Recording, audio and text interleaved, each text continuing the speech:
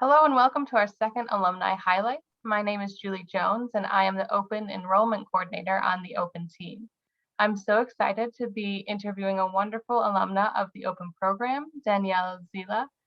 Danielle is from Mauritius Island in the Indian Ocean. She has 25 years of experience in teaching and educating. She started her career in education as an early childhood practitioner.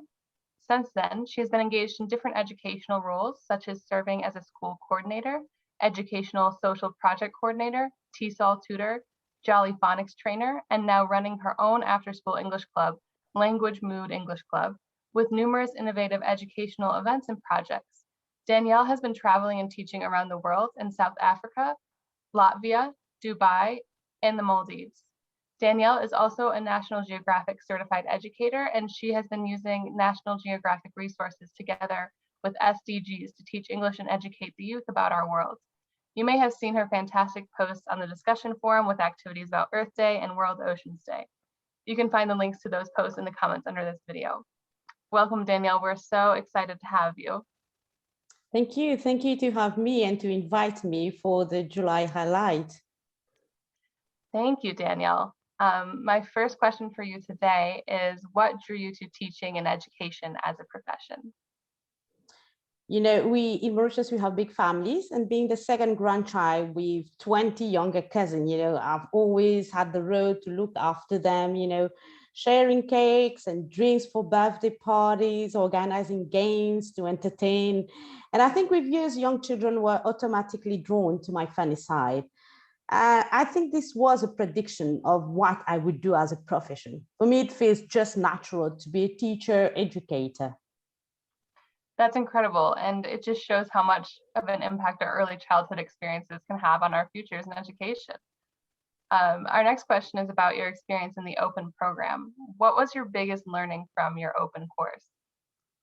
Okay, so my first Open program was a GOC, Teaching English to Young Learners, eventually. And I have to admit that from this moment, I started to follow loads of MOOCs, and my latest one, the GOC one, is the TESOL methodology. It actually gave me more meaningful approach and new techniques in teaching and learning English. Yeah, absolutely. It sounds like you've been very engaged with the Open program. How have you been able to cascade your new knowledge since becoming an alumna? Okay, that is very interesting question. Very good. So after my first Open program, I collaborated with the US Embassy, the English department, English Speaking Union of Mauritius, and also at that time there was Mathilde Verriot. She was the English Language Fellow for the first English Language Learning and Teaching conference in Mauritius in 2018. So it was a first thing for me, first time I was presenting. So I prepared like 2 60-minute workshop, should actually be very hands-on. So one was about teaching grammar creatively, and the other one, it was Let's Code in English. And the second one, for the second ELT Mauritius conference, I was in the organizing team and with the same collaborators, but that time it was Armin Kasabian. So I presented again a 2 60-minute workshop, one creative chain, mainly targeted for the early years, and chant out loud connected with using the sound and the pronunciation, which I presented twice with 2 different groups of teachers. So you, in my alumni made resources, you will see the conference slides there, and also I can put some pictures of the conference itself.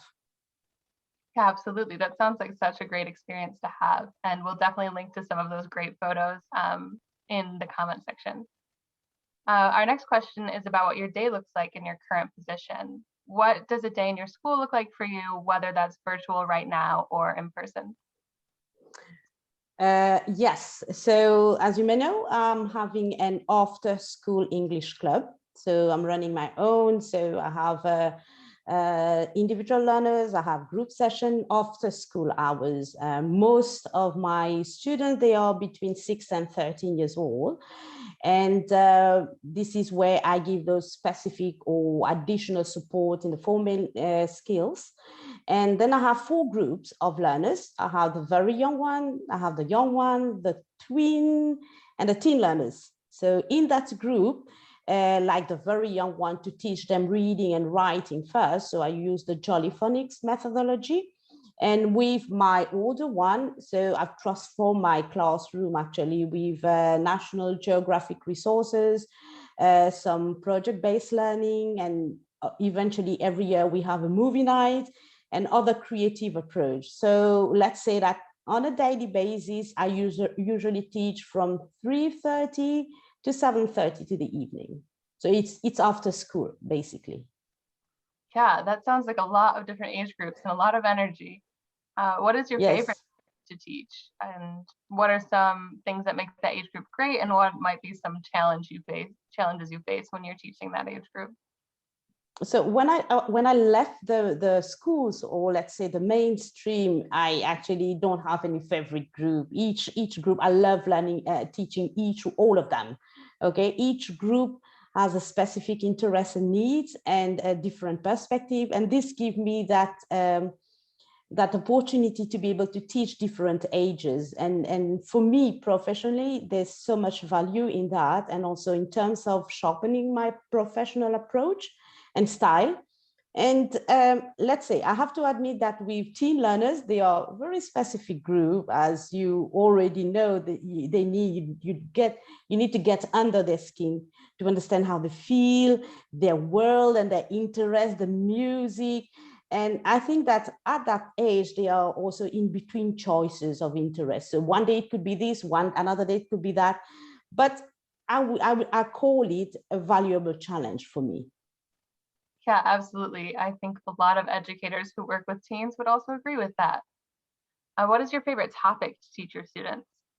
Ah, very good question, and straightforward. I would say, like, first being a nature lover, and now that I'm a National Geographic certified educator, so I use the National Geographic Learning Framework, so which is about the skills, attitude, and knowledge of an explorer. So we try to bring that in the classroom, and the resources is to inspire and empower the students to understand the world around them. Those are real world issues.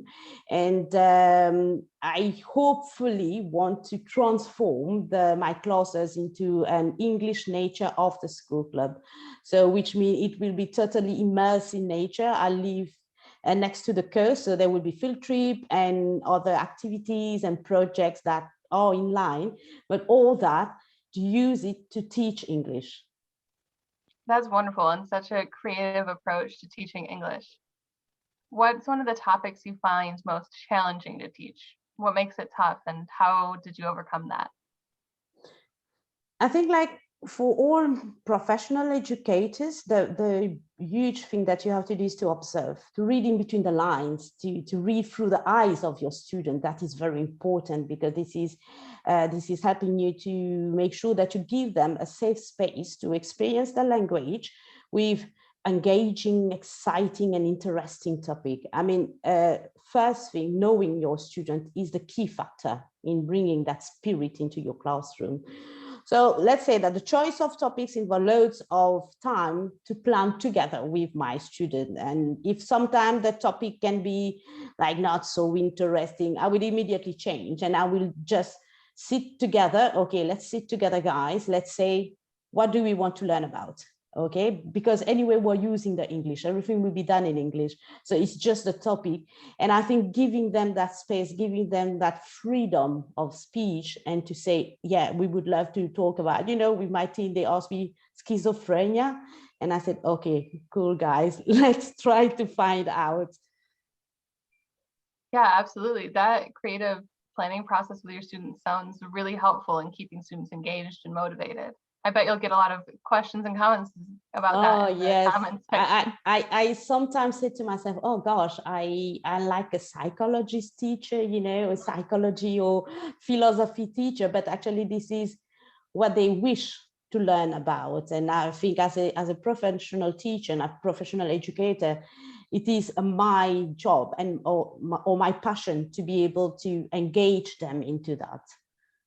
Yeah, absolutely. It sounds like a really engaging process for your students and for you. Yeah. For our last question, can you tell us about how have you been using the community of practice to further your learning as an open program alumna? So I think first of all, I'm very happy to be part of the Open COP and have been chosen as a community lead because I love everything exciting and engaging. And for me, where am I in? I am in my teaching stage, let's say in my professional career, 25 years. I've gathered so much information and experience, and I just want to share. This is my time to share, you know. And I think it is a very dynamic place where you can exchange, discuss ideas. I'm on the platform every day because I love all the different discussion happening, you know. I said, oh yeah, my God, oh, this is really nice, you know. And I think it's the platform itself is a learning hub. So yes, we go for the MOOCs and we go for the GOC and everything, but exchanging with others and the posts they provoke and give me the opportunity maybe to adjust, to review, to rethink, or have new methodologies in my teaching. Like last week, I think, or this week, there was somebody talking about corpus assistant, and I said, wow, this is something I need to check out.